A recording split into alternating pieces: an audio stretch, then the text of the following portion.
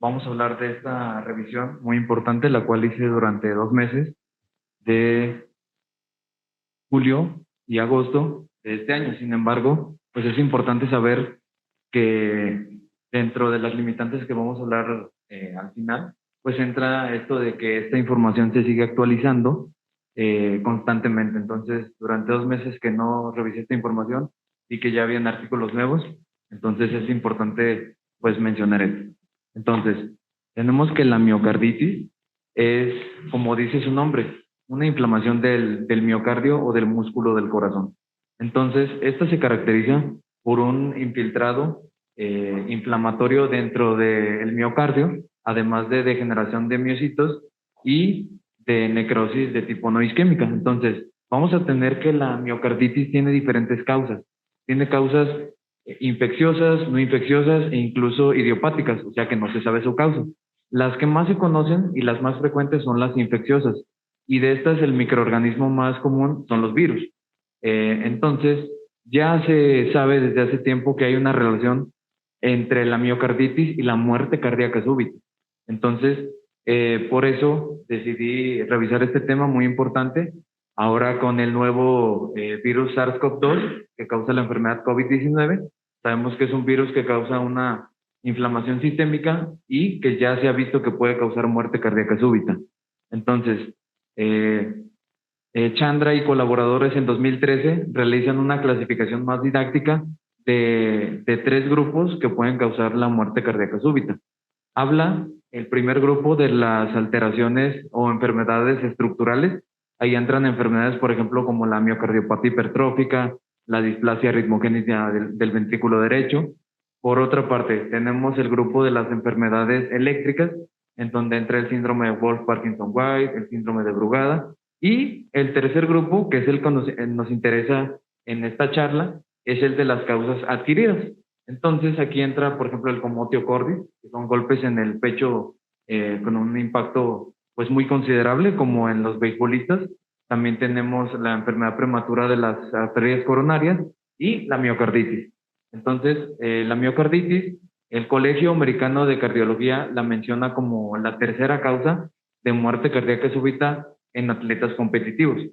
De hecho, la prevalencia es rara, sin embargo, cuando ocurre, obviamente es devastadora. Se menciona en la población general una prevalencia de 22 casos por cada 100.000 personas, mientras que en deportistas competitivos, principalmente universitarios, se menciona una prevalencia de uno en cada 50.000. Entonces, como les menciono, es algo, digamos, raro, pero en esta pandemia que están habiendo muchos casos, estos números pueden cambiar con el tiempo, entonces hay que estar actualizados. Ahora, la, la miocarditis se le ha adjudicado a la muerte cardíaca súbita como de un 4 a un 7% de casos en general. Esto pre-pandemia. Entonces, les digo, estos casos estos datos pueden cambiar. Ahora, es muy importante saber todo esto debido a que cuando una persona tiene una infección, principalmente viral, pues si hace alguna actividad física, por ejemplo, ejercicio, la replicación viral puede aumentar, además por el hemodinamismo de la sangre, el virus puede llegar a todas las partes del cuerpo, incluyendo el corazón. En esta enfermedad de COVID-19 se le da un gran peso a las complicaciones pulmonares que son muy frecuentes. Claro que hay que darle su importancia, sin embargo, se ignoran mucho las complicaciones cardiovasculares, las cuales incluso pueden llegar a ser fatales. Como les menciono, puede causar la muerte cardíaca súbita. Les pongo aquí un ejemplo de un partido de fútbol que hubo en la Eurocopa en este año, en el cual estaba jugando el equipo de Dinamarca contra Finlandia. Un jugador muy famoso llamado Christian Eriksen, a la mitad del partido, le pasan un balón, el jugador cae al suelo desplomado y sufre un paro cardiorrespiratorio. Entonces, obviamente lo asistieron haciéndole RCP, sin embargo, lo que lo salvó fue el desfibrilador automático externo. Entonces, lo interesante de este caso es que él es visto por uno de los mejores cardiólogos deportivos del mundo, Sanjay Sharma. Entonces, él menciona que antes de este incidente, él está seguro que él no tenía una de las causas que yo ya les mencioné anteriormente. ya sea una causa estructural o una eléctrica, por lo que sospechan que pudo haber tenido una infección subclínica por COVID-19, por SARS-CoV-2, perdón, el COVID-19, y que podría haber resultado en una cicatrización del corazón y haber causado esto. Entonces, ya lo estamos viendo, ya se está presentando en la población, entonces hay que tenerlo muy en cuenta, hay que saber que existe y que puede suceder. Entonces, aprendemos también no nada más de esta pandemia, sino de las anteriores y de otras epidemias. Por ejemplo, el SARS-CoV-2 o el 1, el original, causó una epidemia en 2002, también el virus de la influenza H1N1 en 2009 y MERS-CoV-2 en 2012. Entonces, cada uno de estos, cuando hubo estas epidemias o pandemias, se le asoció miocarditis e incluso se describe que se usaron más DEAs en esos casos. Entonces, para comprender un poco más cómo funciona esta infección, pues bueno, tenemos que el virus entra a nuestro cuerpo y se une a células que expresan receptores para la enzima convertidora de angiotensina tipo 2. Entonces vemos que tenemos pues varios órganos que expresan este receptor. Los pulmones, los riñones, el cerebro, el corazón, los vasos sanguíneos y el sistema gastrointestinal. De ahí vemos la gran variabilidad de síntomas que nos puede ocasionar este virus. Entonces, aquí, digamos, en lo que nos debemos de enfocar en esta charla es en el corazón y en los vasos sanguíneos. Entonces, vemos que al llegar al corazón puede inflamarlo y también hay una gran investigación ahora por las troponinas, que a pesar de que se supone que son muy sensibles o específicas del corazón, pues también otro tipo de situaciones como la hipoxia severa, la sepsis, la inflamación sistémica, pueden causar su elevación. Entonces, también es importante saber que este estudio de laboratorio no es específico de que el paciente pueda tener miocarditis, pero hay que tenerlo en cuenta. Ahora, también se menciona en la fisiopatología, muy importante, el sistema inmunitario. Entonces, el antígeno se presenta a las células y las células responden con una activación tanto humoral, o sea, de anticuerpos, y una celular. Esto causa una tormenta de citocinas, así lo llaman, lo cual causa un daño multiorgánico y puede afectar al corazón. Ahora, hablando, digamos, de una situación aguda y una crónica, tenemos esta información que es bastante importante.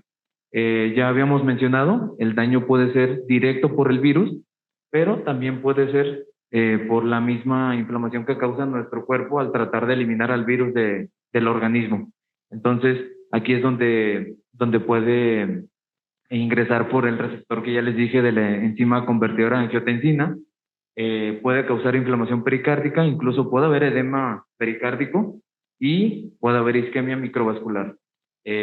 Por otra parte, cuando, cuando tenemos esta infección puede haber un sustrato proarrítmico en el mismo, entonces este puede ser sujeto a ser más susceptible a tener arritmias. Y esto debido a estas cuestiones. Sabemos que el corazón es un sinsitio. Eso quiere decir que está unido célula por célula gracias a uniones de tipo gap o nexos. Entonces, una vez que una célula se despolariza en el nodo sinusal, se despolariza todo el corazón. Por lo que se ha visto que puede haber una disfunción de estas uniones de tipo gap o tipo nexo, además de las citocinas proinflamatorias que dañan los tejidos y un desplazamiento de la proteína paucoglobina de los desmosomas. Esto puede generar un sustrato ritmogénico que ya mencionaba. Además, una vez que esto, digamos, se cura, hay una cicatriz resultante no isquémica, la cual puede crear una fibrosis postinflamatoria que da o causa arritmias de reentrada.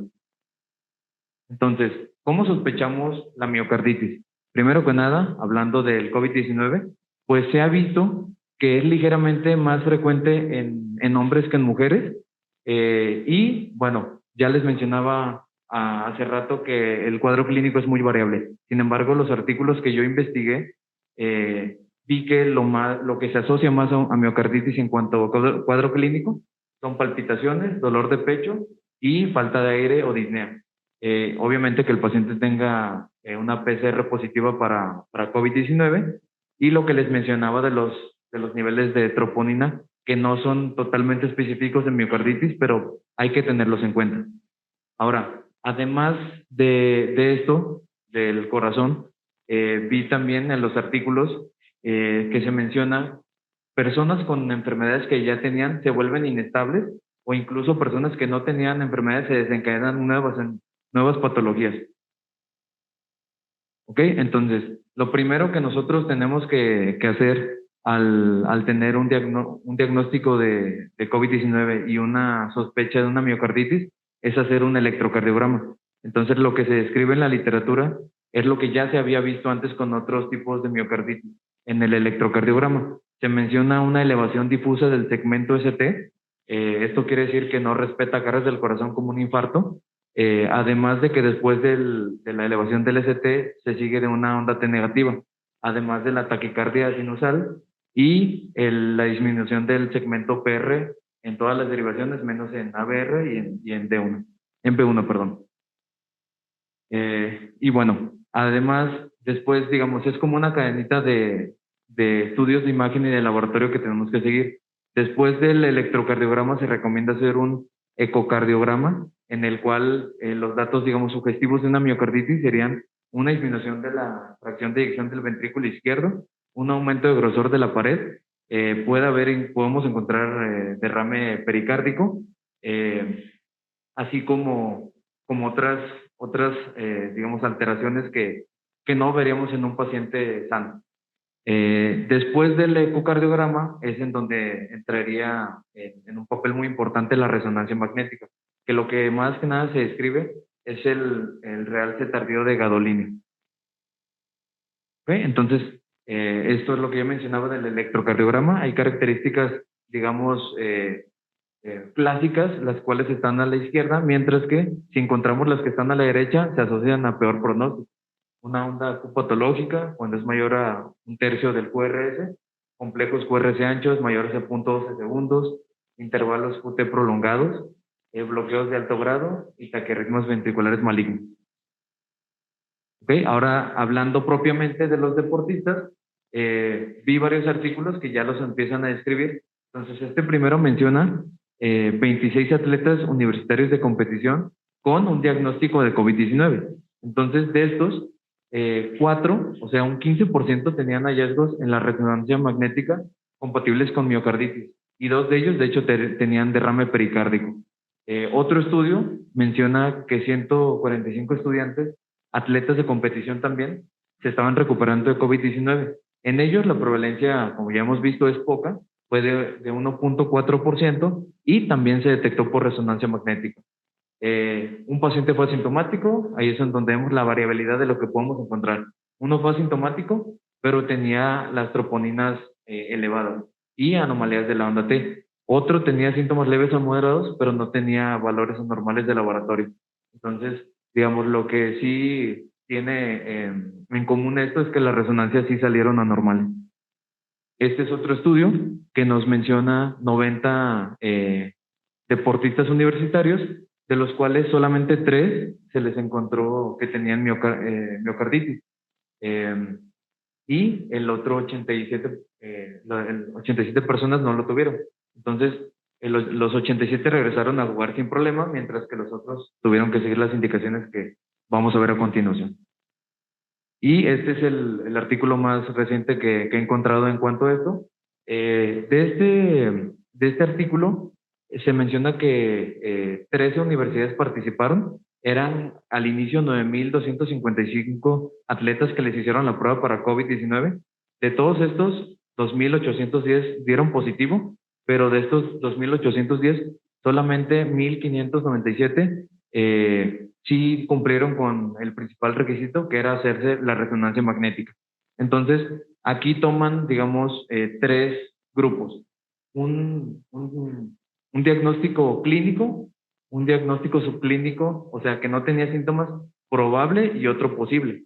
Entonces, vemos el primero que dice estrategia 1. Entonces, aquí, estos pacientes solamente tenían cuadro clínico y no tenían hallazgos anormales en otros estudios. Entonces solamente detectaron 5. El otro grupo no tenía síntomas, pero sí tenía estudios como electrocardiograma y ecocardiograma, así como troponinas anormales. Detectaron 13. Mientras que el tercer grupo eh, era pacientes que les hicieran una resonancia magnética. Entonces vemos que aquí detectaron 37. Aquí se menciona de nuevo la importancia de la resonancia magnética, de que si sospechamos en algún caso de que pueda haber miocarditis, pedirla.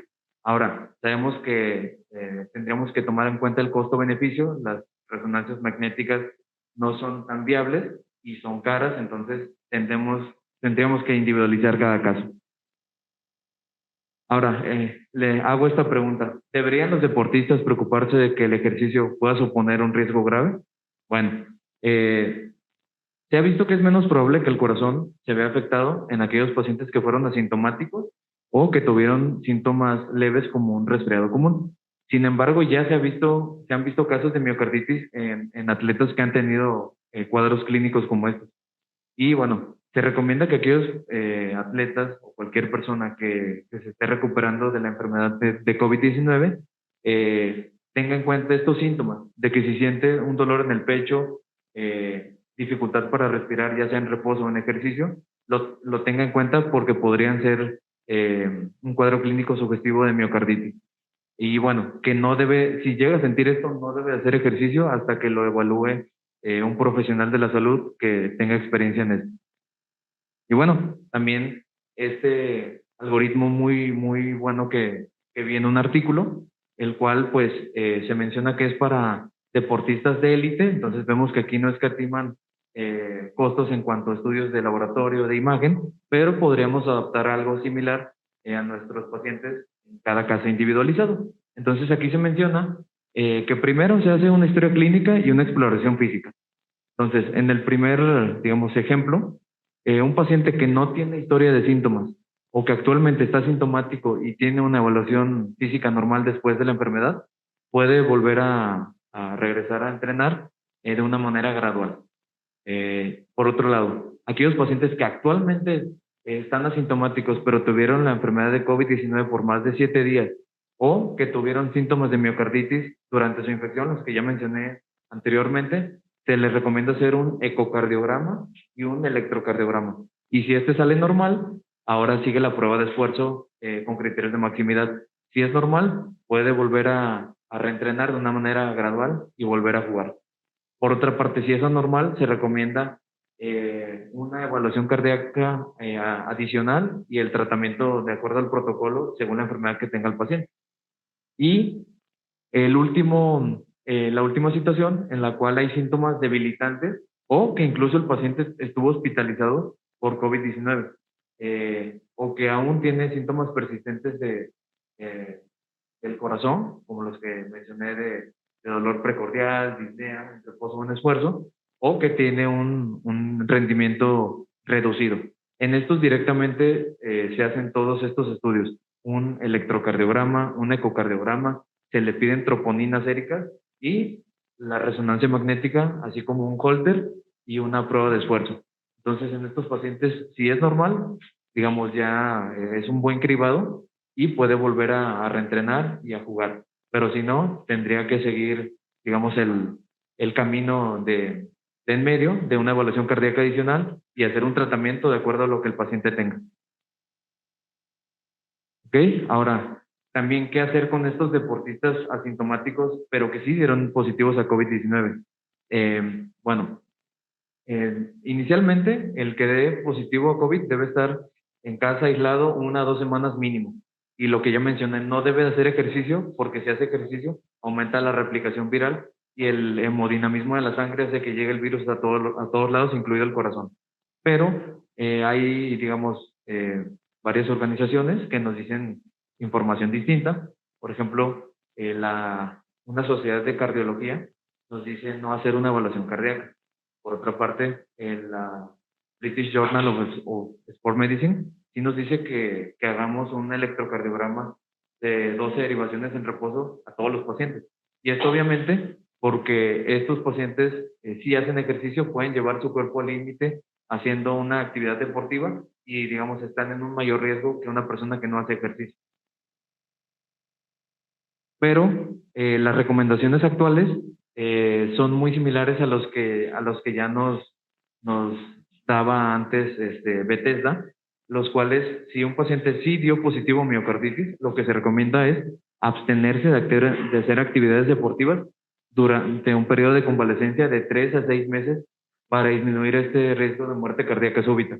Entonces se recomienda que incluso pacientes que ya dieron positivo miocarditis vuelvan, pero antes que tengan todos estos estudios que ya mencionaba, normales, un electrocardiograma en reposo, un Holter de 24 horas, un ecocardiograma en reposo, principalmente evaluando la fracción de eyección, marcadores séricos de inflamación, puede ser PCR, puede ser también las troponinas y una prueba de esfuerzo normal.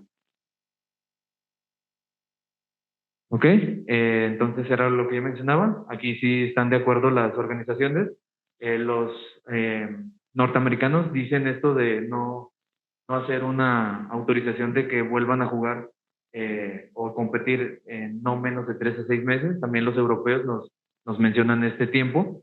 Y era lo que yo mencionaba. El problema de esta enfermedad es que puede pasar desapercibida y aunque no nos dé una miocarditis en agudo, sí puede ocurrir meses después. Entonces, por eso es el tiempo de mínimo 3 a 6 meses y estar evaluando al paciente, hacerle un seguimiento.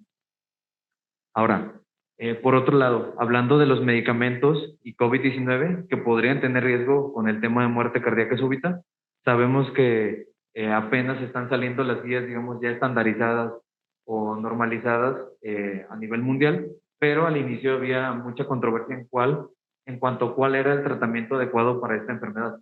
Entonces daban mucho estos medicamentos para el paludismo, como cloroquina. Entonces se ha visto que el sustrato prorrítmico que deja esta enfermedad puede ser que estos medicamentos alarguen el intervalo QT y generen arritmias, perdón.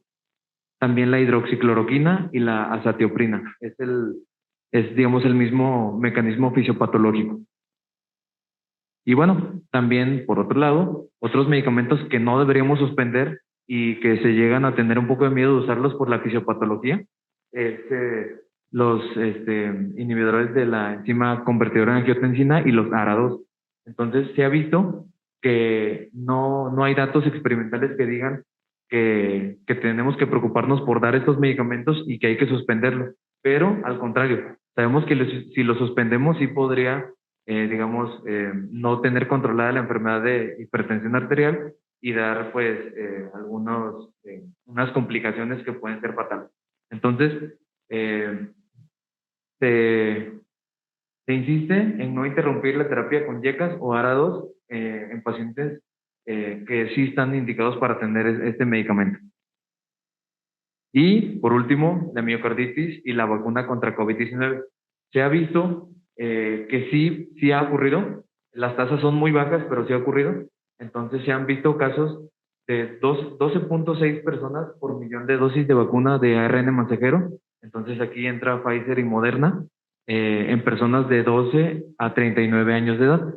Entonces casi todos estos, bueno, de hecho todos los pacientes que tuvieron miocarditis a causa de la vacuna se recuperaron, pero digamos, una noticia de que la vacuna causa miocarditis puede ser muy alarmante y las personas se pueden espantar. Entonces hay que educarlas y decirles que sí hay un riesgo muy bajo, pero que los beneficios son mucho más grandes.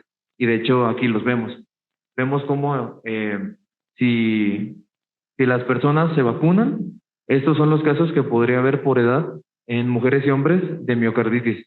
Son pocos, sí existen. Pero por otro lado, vemos en el lado derecho cuántos casos y muertes, también estancia hospitalaria podría haber por no vacunarse. Entonces, los beneficios superan mucho más al riesgo de miocarditis. Y también aquí lo vemos. Vemos las hospitalizaciones, las cuales se previenen con la vacunación. Y bueno, los casos de miocarditis que podrían haber por vacunarse. Muy bien, entonces como conclusiones, tenemos que si sospechamos de miocarditis, tenemos que contraindicar el ejercicio y más que nada con los síntomas sugestivos, incluso con fiebre. Al haber fiebre, nos está hablando que nuestro cuerpo está luchando contra el virus.